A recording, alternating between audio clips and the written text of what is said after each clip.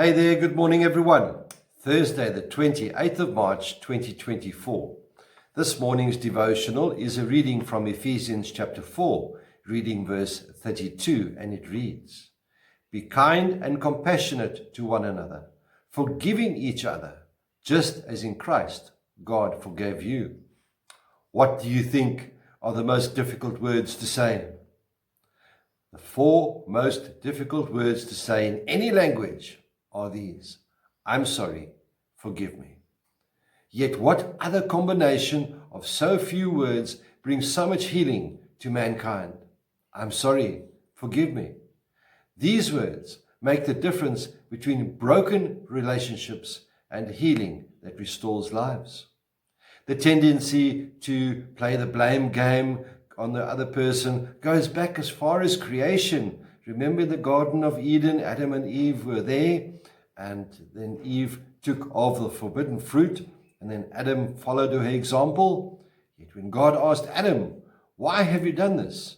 Adam goes and puts the blame on his wife, saying, "The woman you put here with me, she gave me some fruit from the tree, and I ate it." We can find that in Genesis chapter 3, verse 12. And then Eve blamed the serpent. Edward Herbert once said, "He that cannot forgive others breaks the bridge over which he must pass himself, for every man has need to be forgiven." It seems that our pride, our refusal to admit that we may have been wrong, is what makes it so difficult to say, "I'm sorry, forgive me." When you say this, you are doing a great deal more than just merely giving an apology. What you are really saying is, I value my friendship and my relationship with you, and I want to build a bridge over the troubled waters that are separating us. Now, I know what you're thinking.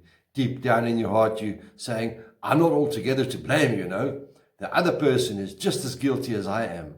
Or perhaps you may even be saying, why should I apologize? It's not my fault.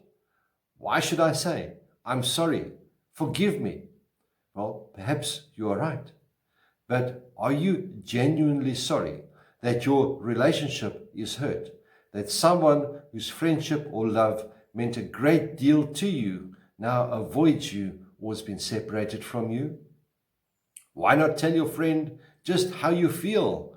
That you are genuinely sorry that your friendship has been hurt and that you would like to see it restored. That confession, made in all honesty, is the equivalent of holding out an olive branch, and it may just be necessary for the other person to admit their part in the problem. When Jesus was answering the question of forgiveness in Matthew chapter 18, we find in Matthew in verse 22, he told Peter how many times we are to forgive. Can you guess? It was 70 times 7.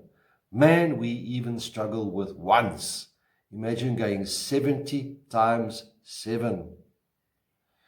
Let us put into practice the love and forgiveness of God that He has extended to us because of the sacrifice of Christ on the cross.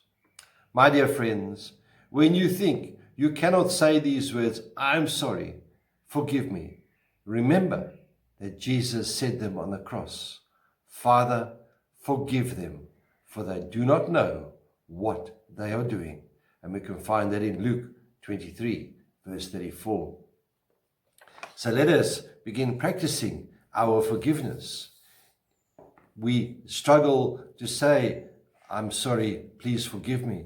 Yet we insist and demand that others forgive us. My dear friends, this is a two-way street. We need to reciprocate. 70 times 7. Some serious homework for the long weekend. May the Lord be with you. May He bless you. May He cause His face to shine upon you and be with you always. Goodbye.